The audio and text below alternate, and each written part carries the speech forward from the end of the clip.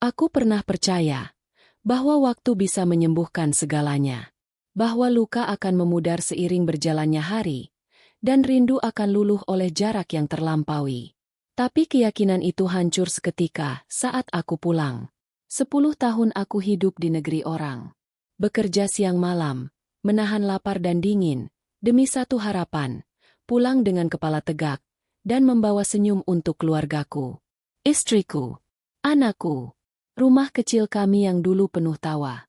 Tapi yang menyambutku bukan pelukan, bukan senyum, bukan air mata bahagia. Yang menyambutku adalah sunyi, dan rumah kosong penuh debu. Tak ada jejak mereka. Tak ada kabar. Tak ada nama di balik pagar. Hanya sebuah bisikan dari tetangga tua yang membuat kakiku lemas. Istrimu, sekarang hidup di jalan. Di bawah jembatan sana, bersama anakmu. Hari itu, dunia seakan berhenti berputar. Bagaimana bisa? Bagaimana bisa cinta yang kutinggalkan dalam keadaan utuh? Kini harus kujemput dalam reruntuhan? Aku berjalan menuju jembatan itu. Jantungku berdetak seperti drum perang. Dan ketika kulihat sosok perempuan berambut kusut dengan seorang bocah laki-laki bersandar padanya, aku tahu, itu mereka. Tapi mereka tak mengenaliku.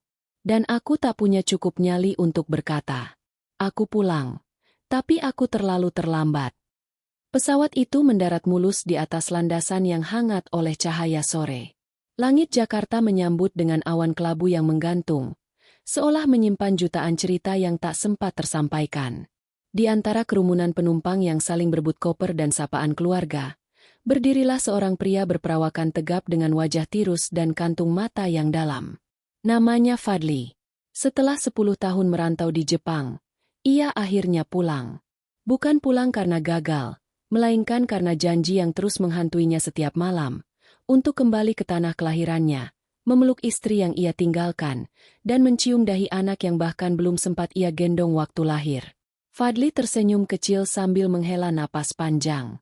Tangannya menggenggam erat koper besar berwarna hitam, di dalamnya ada oleh-oleh, foto-foto Jepang, dan sedikit harapan.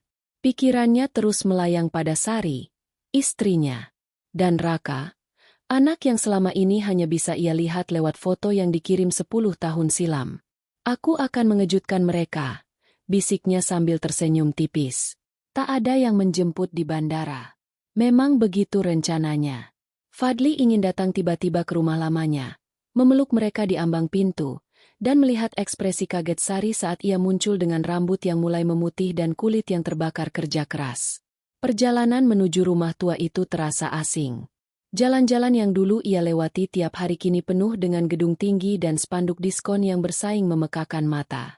Ia menatap dari balik jendela taksi online, berharap ada sedikit yang masih ia kenali. Namun sesampainya di depan rumah itu, langkah Fadli terhenti. Rumah bercat hijau yang dulu menjadi surga kecilnya kini kosong. Pintu kayunya menganga. Kaca jendelanya pecah. Tanaman hias yang dulu dirawat Sari kini tinggal pot retak penuh lumpur. Fadli mendekat pelan. Tangannya menyentuh daun pintu yang berderit saat disentuh. Pak, nyari siapa? Suara seorang pria tua muncul dari rumah sebelah, membuat Fadli menoleh. Saya. Ini rumah saya dulu. Rumah Sari dan anak saya. Saya Fadli, suaminya. Jawabnya terbata. Pria tua itu terlihat canggung. Ia menunduk sejenak, lalu berkata, sudah lama mereka pergi, Pak. Bertahun-tahun. Rumah ini dijual sama mertuanya dulu. Maaf saya nggak tahu banyak. Tapi apa, Pak? Tanya Fadli. Dadanya mulai sesak. Katanya istrimu, hidup di jalan sekarang. Sama anaknya. Di jalan. Fadli merasa dunia berhenti sejenak. Pria tua itu mengangguk pelan. Kadang saya lihat mereka ngemis di bawah jembatan flyover di seberang terminal. Tapi sudah lama juga saya nggak lihat. Maaf saya nggak bisa bantu banyak. Fadli menelan ludah. Kakinya terasa berat. Ia mengangguk pelan. Lalu berjalan kembali ke pinggir jalan. Hujan mulai turun. Rintik kecil yang menusuk kulitnya seperti mengingatkan. Ini bukan mimpi. Dengan langkah gontai, ia menuju flyover yang disebut pria tadi. Di sana, di bawah jembatan tempat kendaraan lalu lalang tanpa peduli, terlihat sosok-sosok yang hidup dengan alas kardus dan plastik robek. Fadli mengamati satu persatu. Ada ibu-ibu, anak-anak, orang tua, pemuda dengan selimut lusuh. Tapi belum juga ia temukan sosok Sari atau Raka. Hingga, dari kejauhan, ia melihat seorang wanita duduk bersandar pada tiang jembatan. Wajahnya tak jelas dari kejauhan. Di sebelahnya, seorang anak laki-laki tampak memayungi ibunya dengan terpal plastik seadanya. Anak itu mengenakan kaos putih yang sudah berubah warna, dan memegang secarik roti seperti sedang menunggu giliran makan. Fadli berjalan perlahan. Jantungnya berdetak kencang. Ketika jaraknya cukup dekat, ia melihat wajah wanita itu, pucat, letih, dan kurus. Namun tidak mungkin ia salah. Itu wajah yang ia simpan di dompet selama ini. Sari, Bu, ini rotinya, Bu. Ucap anak itu sambil menyodorkan roti kepada sang ibu. Sari tersenyum samar. Kamu makan duluan ya, Raka. Ibu masih kenyang kok. Raka. Nama itu membuat lutut Fadli lemas. Itu. Anakku? Fadli mundur pelan, menyandarkan punggungnya ke tiang beton. Mencoba menahan isak yang tiba-tiba menyeruak. Hatinya seolah ditusuk ribuan jarum. Mereka, keluarganya, hidup di bawah jembatan. Bukan dalam pelukan, bukan dalam rumah yang ia impikan. Tapi di antara bau busuk, suara klakson, dan tatapan iba yang datang dan pergi. Fadli memejamkan mata. Ia tak bisa langsung muncul. Tidak saat seperti ini. Ia harus tahu lebih dulu. Harus mengerti mengapa semua ini bisa terjadi. Dan malam itu, di bawah gemuruh hujan dan lampu jalan yang temaram, Fadli berdiri di kejauhan, menyaksikan dari balik bayang. Tangannya mengepal, air matanya jatuh. Ia sudah pulang, tapi rumahnya tak lagi seperti dulu. Malam perlahan merambat. Suara kendaraan di atas jembatan berbaur dengan deru angin yang menusuk kulit. Dari kejauhan, lampu jalan yang remang menyinari kerumunan manusia yang mencoba tidur di antara dingin dan debu. Fadli duduk bersandar di balik tiang beton, menatap kedua sosok yang tak pernah ia bayangkan akan ditemuinya dalam keadaan seperti ini, istrinya dan anaknya sendiri. Sari tampak sudah tertidur, menyandarkan tubuh kurusnya di tumpukan kardus. Raka, bocah kecil itu, memeluk lututnya sambil sesekali menoleh ke arah ibunya. Usianya mungkin 9 atau 10 tahun. Sama seperti hitungan Fadli. Tapi tubuhnya terlihat lebih kecil dari anak seusianya. Rambutnya kaku, matanya tampak sayu. Tapi sorotnya tajam, sama seperti mata Fadli waktu muda dulu. Fadli menarik napas dalam-dalam. Ia ingin mendekat, ingin memeluk mereka. Tapi pikirannya penuh tanya. Bagaimana bisa Sari jatuh sedemikian jauh? Di mana orang tuanya? Di mana keluarganya yang dulu begitu keras kepala menentang pernikahan mereka? Dan yang lebih menyakitkan, mengapa mereka tak lagi tinggal di rumah mereka yang dulu? Pagi mulai menyingsing, membawa serta embun dingin yang menusuk kulit. Aktivitas di bawah jembatan kembali ramai. Pedagang kaki lima mulai berdatangan, dan beberapa petugas kebersihan mulai menyapu sisa-sisa malam. Fadli akhirnya berdiri, menghapus air mata yang tak sengaja menetes, dan berjalan pelan ke arah sebuah warung kopi kecil di pinggir jalan. Ia membeli 2 bungkus nasi dan 2 gelas air mineral. Hatinya berdebar. Ia tak ingin langsung mengaku. Ia akan mendekat perlahan, berpura-pura sebagai orang asing yang peduli. Bukan karena pengecut, tapi karena ingin mengerti. Saat kembali, Raka sudah terbangun dan tengah membereskan selimut dari karung goni yang mereka pakai. Fadli mendekat pelan. Dek, sapa Fadli dengan suara pelan. Sudah makan? Raka memandangnya curiga. Matanya menyipit. Lalu menoleh ke arah ibunya yang masih tidur. Belum, Om. Fadli tersenyum, menyodorkan nasi bungkus dan air. Ini untuk kamu dan ibu, ya. Raka masih ragu. Tapi saat mencium aroma nasi hangat itu, perutnya langsung merespons. Ia mengambilnya pelan. Makasih, Om. Sama-sama. Om sering lewat sini. Lihat kalian duduk di situ terus. Ibu sakit, ya? Raka mengangguk. Iya. Batuk-batuk terus. Kalau malam suka sesak napas. Fadli menahan napas. Melihat anaknya bicara begitu, hatinya kembali terguncang. Om. Om siapa? Tanya Raka polos. Om. Cuma lewat aja. Bohongnya sambil menunduk. Beberapa menit kemudian, Sari mulai terbangun. Wajahnya terlihat lebih tua dari usianya. Rambutnya acak-acakan, pipinya cekung. Tapi Fadli masih bisa melihat kecantikan yang pernah membuatnya jatuh cinta habis-habisan dulu. Ia menoleh ke arah Raka dan bertanya pelan. Kamu dapat makanan dari mana? Dari om ini, Bu. Sari menoleh pada Fadli. Matanya sempat terbelalak sejenak. Namun segera ia redam. Mungkin karena mata Fadli sudah terlalu berubah. Atau mungkin karena dunia sudah membuatnya tak lagi percaya pada siapapun. Terima kasih, Mas. Tapi kami nggak bisa bayar. Tidak perlu dibayar, Bu. Jawab Fadli cepat. Saya cuma ingin bantu. Sari mengangguk lemah, lalu membuka bungkus nasi perlahan. Ia menyendokkan suapan pertama ke mulut anaknya, lalu menyuap dirinya sendiri. Sari, bisik Fadli dalam hati. Maafkan aku. Hari-hari berikutnya, Fadli terus datang. Selalu dengan alasan yang berbeda. Kadang mengantar makanan, kadang hanya menanyakan kabar. Ia mulai dikenal sebagai Om Baik oleh Raka. Kadang ia menemani Sari ke puskesmas terdekat saat sesaknya kambuh. Bahkan membantu membeli obat generik yang murah. Namun Fadli belum berani membuka siapa dirinya. Ia ingin tahu sampai sedalam apa luka mereka. Hingga suatu sore, saat Sari duduk sendirian sambil menjahit bekas tas robeknya, Fadli memberanikan diri bertanya. Kalau boleh tahu, suaminya ibu kemana? Sari berhenti menjahit. Pandangannya kosong. Lalu ia berkata pelan. Dia sudah mati. Fadli tercekat. 10 tahun lalu dia merantau. Katanya ke Jepang. Tapi 5 tahun lalu, saya dengar kabar kapal yang dia tumpangi tenggelam waktu mau pulang. Nggak ada kabar sejak itu. Saya tunggu, saya cari, tapi nggak ada jawaban. Akhirnya saya anggap dia sudah pergi. Fadli menunduk. Ia ingin berteriak. Ingin mengatakan bahwa ia tak pernah tenggelam.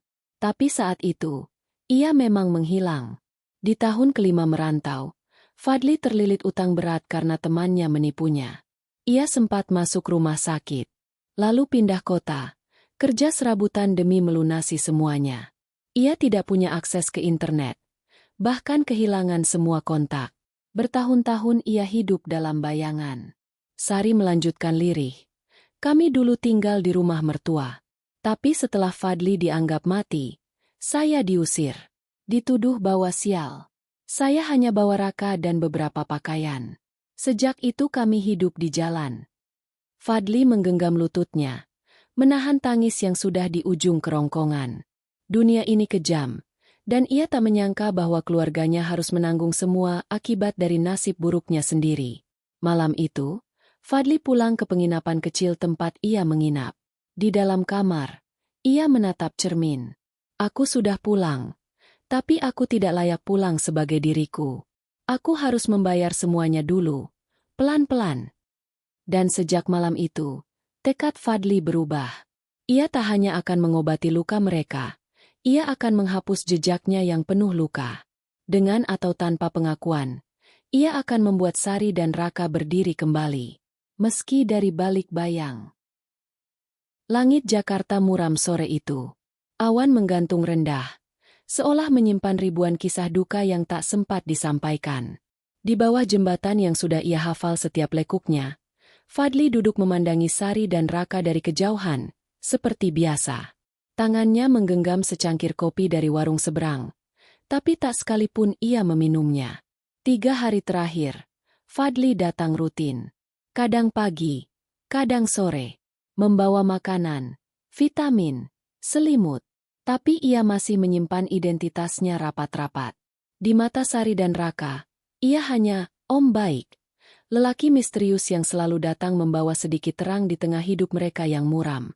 Tapi sore itu, Sari tampak berbeda. Wajahnya pucat, nafasnya berat, batuknya terdengar lebih dalam dan kasar dari biasanya. Raka terus memegangi pundaknya. Khawatir tapi tak bisa berbuat banyak. Fadli akhirnya mendekat. Ia tak peduli lagi jika harus terbuka sedikit lebih jauh. "Bu, sebaiknya kita ke puskesmas. Ibu makin parah," ujar Fadli pelan. Sari menatapnya lemah. Ia ingin menolak, seperti biasa. Tapi kali ini, ia hanya mengangguk pelan. "Kalau nggak merepotkan, Mas." Fadli membantu mengangkat tubuh Sari ke becak yang ia sewa. Di sampingnya, Raka duduk diam, memeluk tas robek mereka. Puskesmas terdekat tak terlalu jauh. Tapi perjalanan itu terasa panjang bagi Fadli. Ia duduk menahan emosi, melihat istri yang dulu tersenyum ceria kini terbaring lemah karena dunia yang tak adil. Di puskesmas, setelah diperiksa, dokter memberikan resep dan peringatan. Bronkitis. Kondisinya sudah kronis. Harus istirahat dan makan teratur. Kalau tidak, bisa berkembang jadi pneumonia. Fadli mengangguk serius. "Berapa biaya obatnya, Dok?" "Untuk pasien umum sekitar 150.000, Pak." Fadli segera membayar. Sari sempat menolak, tapi Fadli bersikeras. "Anggap saja ini sedekah. Saya ikhlas," ucapnya pelan, menyembunyikan guncangan dalam suaranya. Malam itu, Fadli menyewa kamar kecil di rumah singgah dekat puskesmas. Tempatnya sempit, tapi lebih layak dari kolong jembatan. Ia memohon pada Sari untuk tinggal semalam saja di sana. Sari akhirnya luluh setelah dibujuk Raka. Di dalam kamar mungil itu, Fadli duduk di sudut ruangan, menatap Sari dan Raka yang mulai tertidur di atas kasur tipis. Hatinya campur aduk.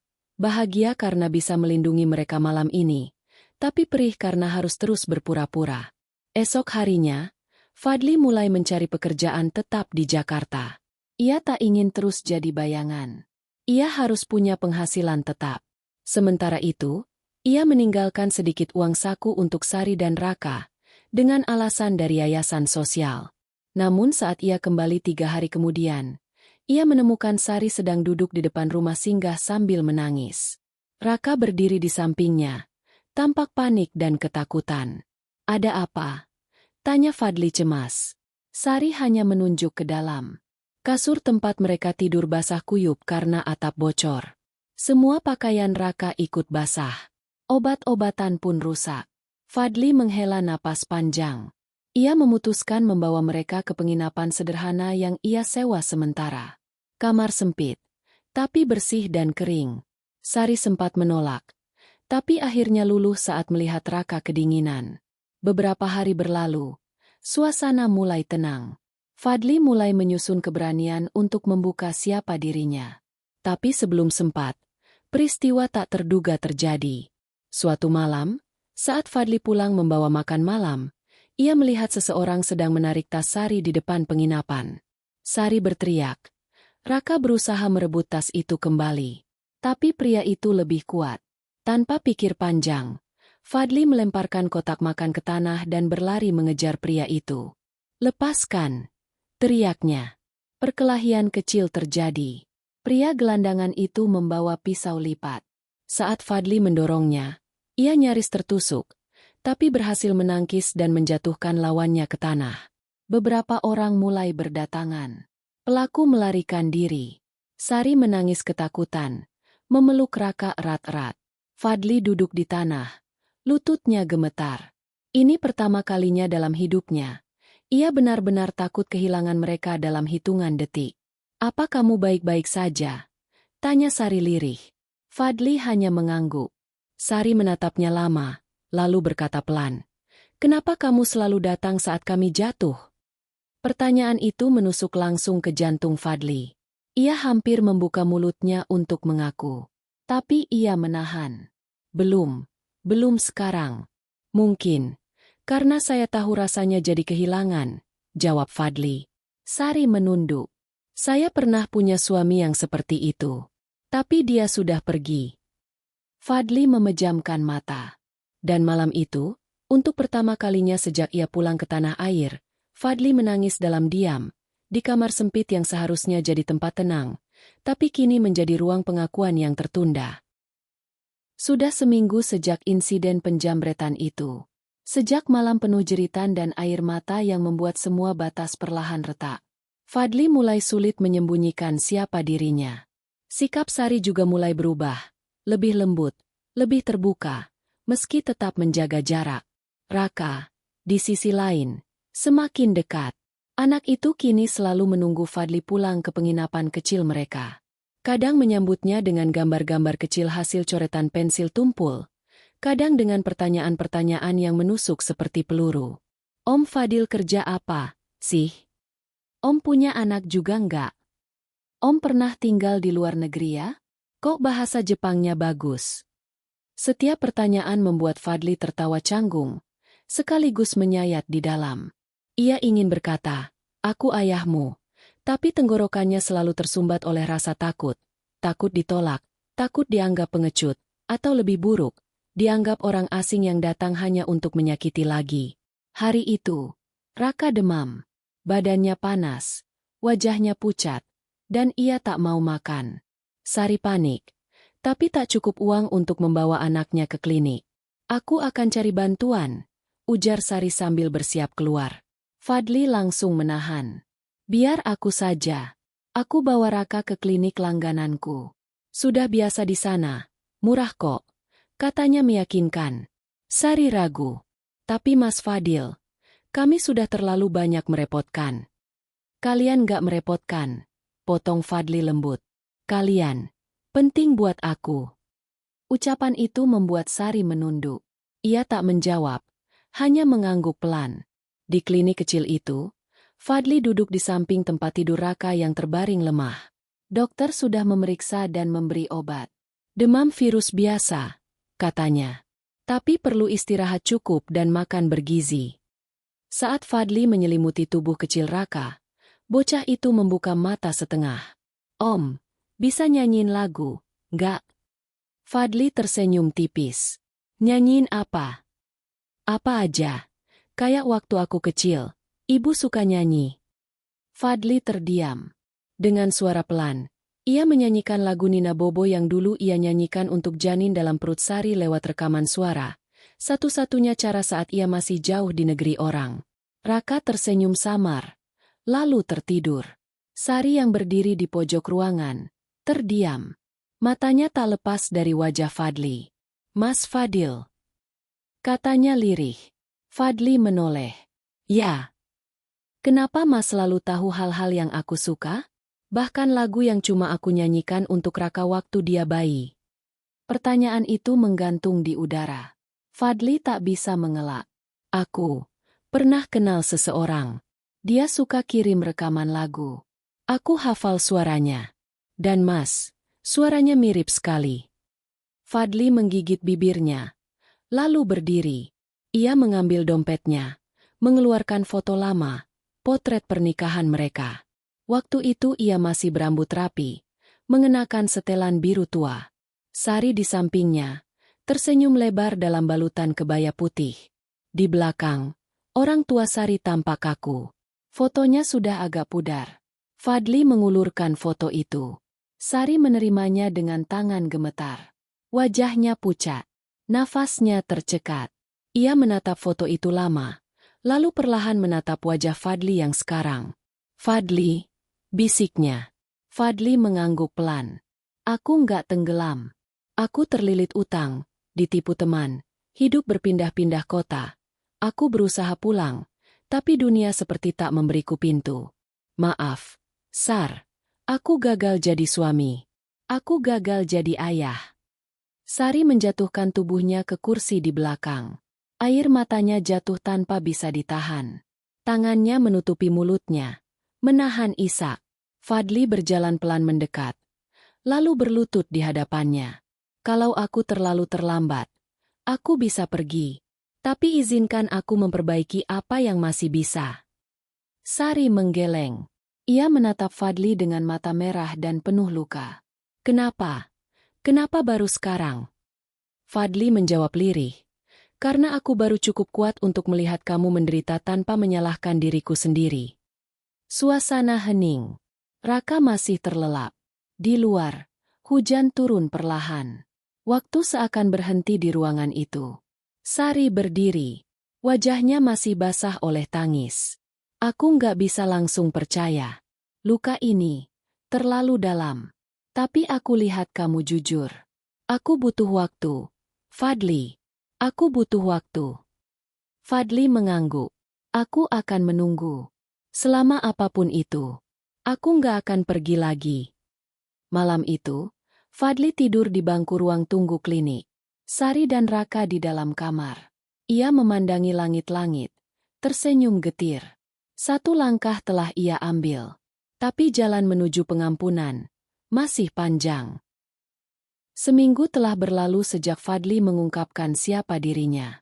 Seminggu yang terasa seperti menapaki jembatan rapuh, antara harapan yang dibangun dan luka yang belum sepenuhnya sembuh. Sari masih bersikap hati-hati. Ia tak banyak bicara, tapi sorot matanya tak lagi sedingin dulu. Ada sesuatu di sana, kebimbangan, rindu, dan ketakutan. Mungkin ia takut berharap lagi. Takut bila semua ini hanyalah kebetulan yang sebentar lagi akan menghilang.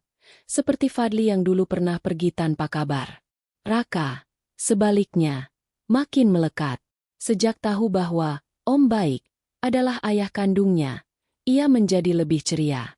Ia memeluk Fadli setiap pagi, membanggakan ayahnya kepada anak-anak lain di rumah singgah, dan bertanya terus-menerus tentang Jepang, tentang pekerjaan ayahnya, tentang masa kecil Fadli yang seolah menjadi kisah dongeng baru dalam hidup kecilnya yang lama kelam.